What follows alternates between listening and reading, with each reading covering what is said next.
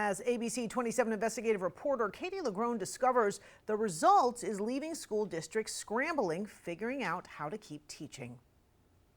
Just a month into pandemic school, year 2.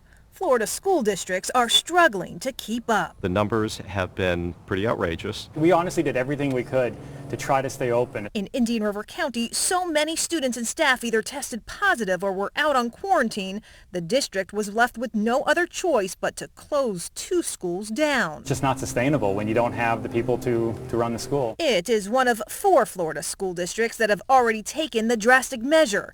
This week, 2 small school districts in North Florida shut down each of its schools due to uncontrollable spread. I truly feel it is necessary in order to build a stopgap measure that will prevent the virus from spreading more widely, Gulf County School Superintendent posted on Facebook.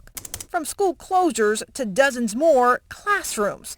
We've discovered at least 50 classrooms in 11 school districts have shut down to students since the start of school. Elementary, middle, and high. In Pasco County, at least a half dozen classrooms have closed, and the district is reporting more than 13,000 students out since day 1. All these numbers are very concerning, absolutely. Leaving it and many other districts scrambling to keep students learning. Yeah, that's a good question. We're writing our papers. Since the state dropped e-learning this year, districts are relying on virtual programs, including Zoom and Google Classroom.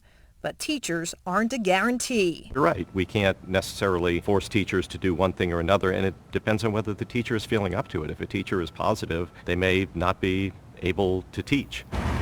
In Lee County, where at least 3 dozen classrooms have shut down this year, there was 0 work in Google Classroom. One frustrated school board member shared her own son's quarantine education. That was an epic failure for those 2 days for that one kid. He learned nothing. In much larger Hillsborough County, the district will be offering a new 24/7 tutoring program for older students and hiring 10 teachers to tutor younger ones. We will evaluate the demand and go from there, stated a district spokesperson. Right now, it's really all hands on deck. And the school year is just getting started.